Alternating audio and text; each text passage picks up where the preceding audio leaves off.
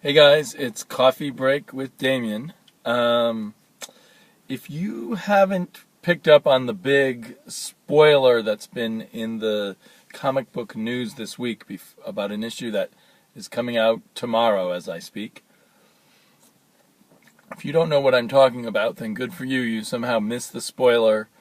Don't be spoiled. Don't listen to the rest of this video. When you find out about the spoiler, I'm sure you'll know the one I'm talking about. So bye-bye, click away.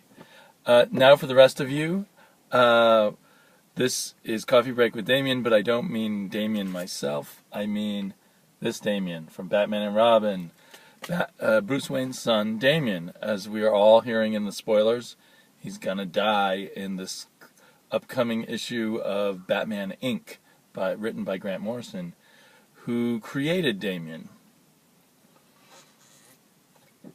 And this may be the first time I feel really bad about a comic book character's death, with the possible exception of Gwen Stacy. But I wasn't really a comic book reader when Gwen Stacy died. I came along after that, but picked up reprint issues that were around at the time. And I always felt really bad about Gwen Stacy's death as a kid. And now I feel really bad about Damian's death as a father. So, one of the questions in my mind is, well, Grant Morrison created Damian, so surely he has the right to kill him off. And in the bigger picture, I stand by creators' rights, but this is an interesting case of, as often happens in comics, characters gain a life of their own well beyond the creator because so many people work on them. And in the case of this Damian, particularly the work of Peter J.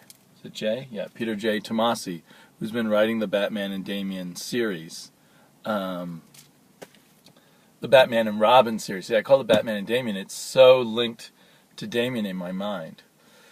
I, in general, have always hated the idea of Robin, and I was resistant to buying a comic book called Batman and Robin. But I heard so many good things about it, I started picking it up, and I fell in love with it. And the reason this Robin really worked for me is, well, there's many reasons why this Robin really... He's a great foil for Batman. He is Batman's son. His existence changes Batman forever. Unlike other changes in comic books, well, I guess they want to undo this change, but this is a real-life change. Anyone who's been a parent, and many people who haven't been parents, can guess part of how it feels.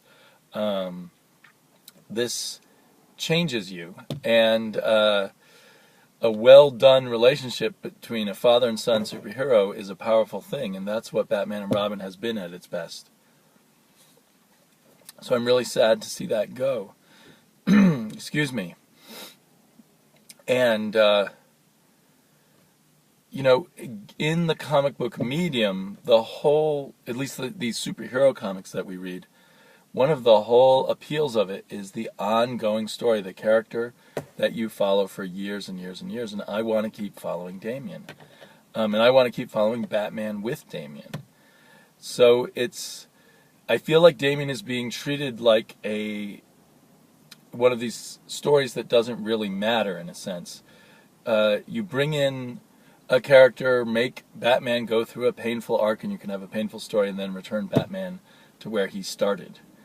But if you're going to be realistic about it, killing Damian is not going to return Batman to where he started. He's going through a tragedy at least as big as the tragedy of losing his parents. I mean, it's hard to say. Losing your parents as a child, losing your child as an adult, those are incredibly powerful experiences. So this should rock Batman to his foundations. And it makes the just recently finished Death of the Family seem like a joke. Death of the Family was the death of the members of his extended Batman family trusting him, at least for a little while. They are a little reluctant to trust him now. That seems to be the whole death of the family. Whereas the real death of his son is going to have powerful, overwhelming effects. It makes the Scott Snyder's Death of the Family beautifully built up as a horrific story into nothing. And it's a shame. It's a shame that, well, I fear that Grant Morrison won't do it justice. I fear that they're going to try to reset Batman to where he was before Damian, and if they do that, I'm going to feel extremely cheated. So yeah, that's my main feeling about this. Normally, you've got the death of a superhero, which we know they're going to come back, or you've got the death of some character that's in the superhero's world, and they may not necessarily come back. They have an effect on the superhero. But I think never has it been the death of a child like this that I can remember. I mean, you have the death of the Robin that went on to become Red Hood, so he came back. And that's powerful stuff because he's like a ward of Batman. But this is his son. It goes really deep. It cuts really deep. And I don't believe that they're going to follow through with it properly. I'm going to drop Batman and Robin because I was reading it for the Batman and Robin Damian relationship. I also liked finally having a Damian whose name was spelled just like my name, Damian, was. Usually they spell it with an E. Not sure why they spelled it with an A. Maybe where Grant Morrison comes from, Scotland, maybe it's more common to spell it with an A there. I'd always thought the A was maybe a Belgium spelling, but I could be even wrong on that. Total aside. I feel like there was a little more I wanted to say about the Batman and Robin.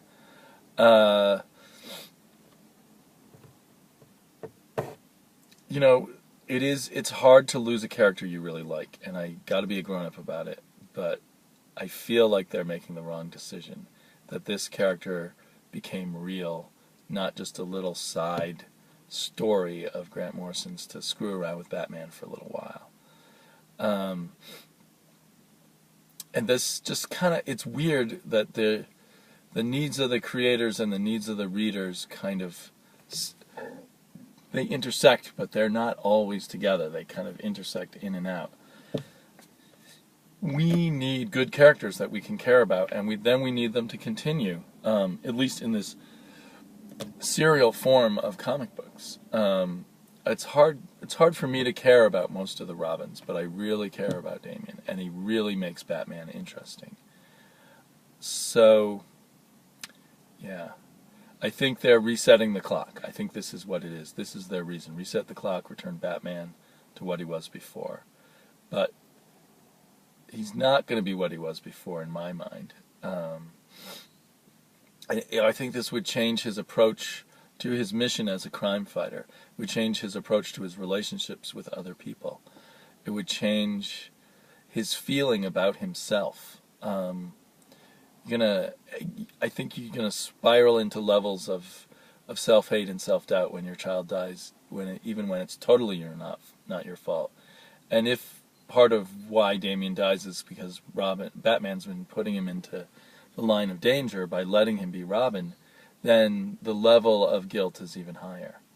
I didn't actually read Death in the Family, so I don't know how they handled it and how long the repercussions on Batman lasted.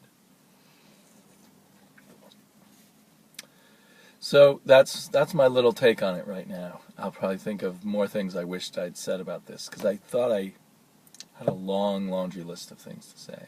There was a good video by David Lee on it, and I'm sure there's other people commenting and making videos on this issue.